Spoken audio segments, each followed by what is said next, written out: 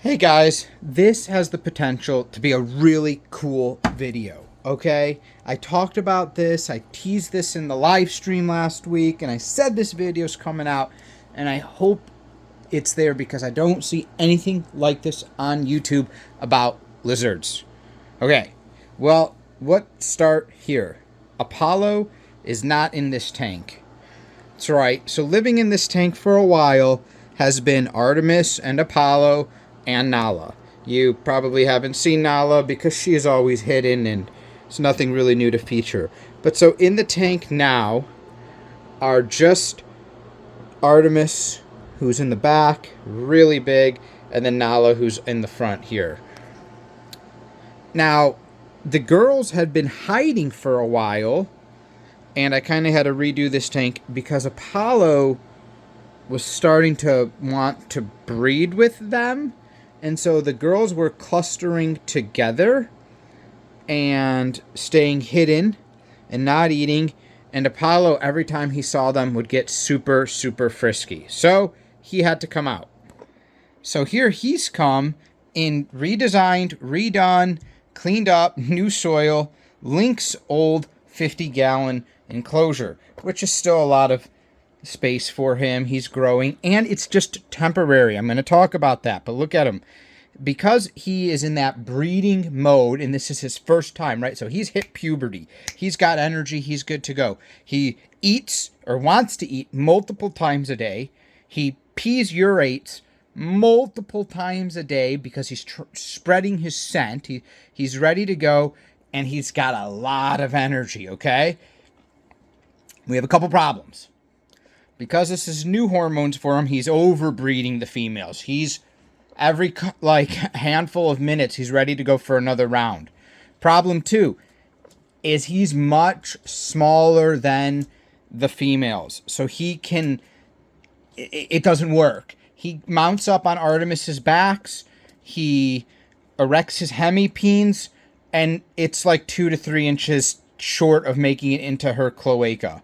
So because of that, it just makes a big mess, all over the tank. So, and nothing gets done. And this also has the possibility of stimulating the females and whatnot. But so he just ate massively a couple minutes ago. And look, he's good to go. He's like a raptor. I'm going to put him back in the female tank, though, away from them on the heat mat, and you're going to see this is triggered by a hormone smell. The females are up top, hidden in the box. He's going to smell them after a minute. He's going to go to them. He's going to go to mount them. I'm going to show that to you. And don't worry, I will take him off, even if he bites them or things like that. It's going to be a safe, controlled nature, but I want to show you what happens after. That is also a key thing. All right, so I have him here on my chest. I'm about to put him in, but he's still ramped up. He's good to go. He's just riled up. But after he gets in the mating mood, look at this, smelling right away. After he gets in the mating mood, he becomes super friendly, touchy, even with me. And he'll actually attempt to mount and breed even humans. And I will show you that with my arm for science. For science. Yeah. So the first thing, and so this is not a permanent thing in terms of keeping him in timeout. We have to wait for the female hormones to, one, stop being produced. This is a good time that it happens. And two, for him to normalize the testosterone. So look at this. This is all just by scent. All by scent. We're going to go to the top. He can't see them. He was down below. There's a lip here, and they're in that cave. So there's 100% no visual cue. Look at that tongue going. Jacobson organ firing. Now this is where there's a lot of scent here. Now They've climbed on top of this. They go around it. He's going to figure this out. Now, normally this would still be okay when he's older and his hormones have normalized.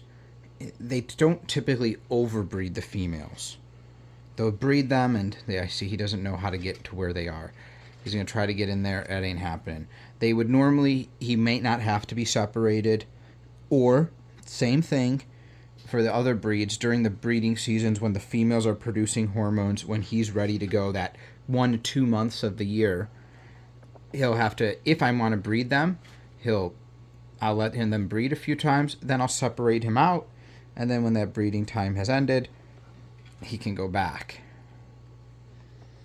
Yeah, he's kind of, this should be almost all the way back there, and it is. What on earth is he doing? So he thinks he can get to them by going back there, so he is wedging himself. Look how desperate he is. He's going crazy. He's got to get out of there because they're not back there, although their hormones are all over this area. But I'm going to try to help him, put him back down on this area of the ramp.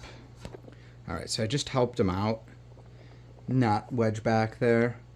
I think Artemis had probably moved that a little bit, and he couldn't get back there, and then he was kind of stuck, and he was starting to flail, and the females were starting to get up because they're like, what is all that noise? Because Monster Boy is back here. The nice thing is, I'm here, I'm supervising this. This is safe because I'm not going to let them overbreed, and even if he nips a little bit, he cannot puncture their skin. So there's not going to cause any harm to them. This is definitely going to cause some annoyance to them, but what do we do for science? Okay, so now this is Nala in front. He is almost large enough to be able to breed with her, but just short. And then when he mounts Artemis, it's an absolute joke. And here we go. Notice, see his movements, see the twitching, see that twitching. There he goes. His head is spazzing. He's being overwhelmed with sense right now. And he's just small enough. He may erect his hemipenes, or he may just start humping, which is what he's doing right now. He's humping her. But his hemipenes haven't come out, 1. And 2, it's just slightly too much of a distance. He's gripping with all of his back legs. He's not biting her. He's just trying to hump. That's what he's doing. Now, all right, here we go. He's gotten the hormones. That's what we kind of needed for this experiment. And we're just going to put the camera down. And before, he was all ippity trying to run away from me. But now, he's gotten the female scent. Yeah, here we go. Now he's gotten the female scent on him, on his chest. Look how calm he is with me. It's much different. And if I were to pick up a female and hold her for a while on my arm, it's much different. Look at this behavior. Yeah. Yeah, here he goes. Here we go. So he doesn't have that aggressive behavior anymore. He has a super friendly, he's trying to look for a position. Look at his back legs here. He's trying to get into the spot.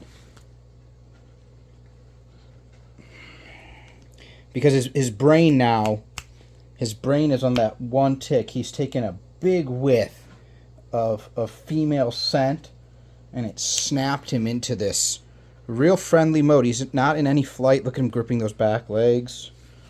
Here's his head. He's just in this real friendly mode. I can pet him. He doesn't want to run away. Look how friendly he is. Because he's frisky. And he's frisky with anyone, including me. Look how friendly he became. He was going crazy before. He wanted to leave. He wanted to run away. But that little bit of female scent has just sent him into being, you know, a super friendly, overly friendly friend. He's overly touchy now. He's gripping me tightly with all four of his arms and legs. He's letting me pet his head. He's your overly friendly friend. And I have not seen, look at this hand just gripping into me. I have not seen anyone talk about this in any videos, which I find absolutely hilarious. Now, his bursts of testosterone and his burst of wanting to breed, like I said, will go down. This is that first year, so he's just hit his puberty. So this is super new to him. But this will go down in the later years and much more controllable. But this is what's just so hilarious. He went from wanting to run away like crazy to wanting to be, you know, my super best friend and mount my arm and anywhere else. It's absolute psycho. So I thought I'd make this video, guys. I wanted to show this to you. I don't see educational videos like this that show the males hunting the female based on scent and show how quickly he snaps into being a psycho when he saw that female. His head started bobbing like crazy. He jumped right on her back and he went to mount. And if we waited long enough, I don't know, he wasn't in there long, maybe a half hour, that female hormone scent will fade, and then he'll no longer be super friendly and want to mount me. The females, there is Artemis's butt. They are a little puffed, but they're going to calm down in 10-15 minutes that he's gone. And this behavior is for this video, so they're fine. No harm was done. They're just a little bit like, what the heck was Psycho Man doing back? Which also brings me to another thing, is how well these females have been living together. And I just start to say, can multiple female monitors, I mean, they spend their days out basking. It's later on at night now. And then they go together at night. They go together at night into this hide. Though even if they're out here, once they go into the hide, they both go in, they curl up, and they go to bed. Look at that pack mentality that I've also not seen reported on, which I find fascinating. All right, hope you guys enjoyed this cool video, which I think is super educational to see, one, how quickly it snaps, but then two, how friendly he becomes with me, and then to the point of trying to mount and hump me, and really it would be anything, a stuffed animal, anything like that. Pretty fascinating. Take care, guys. Thank you guys for supporting my reptile rescue family.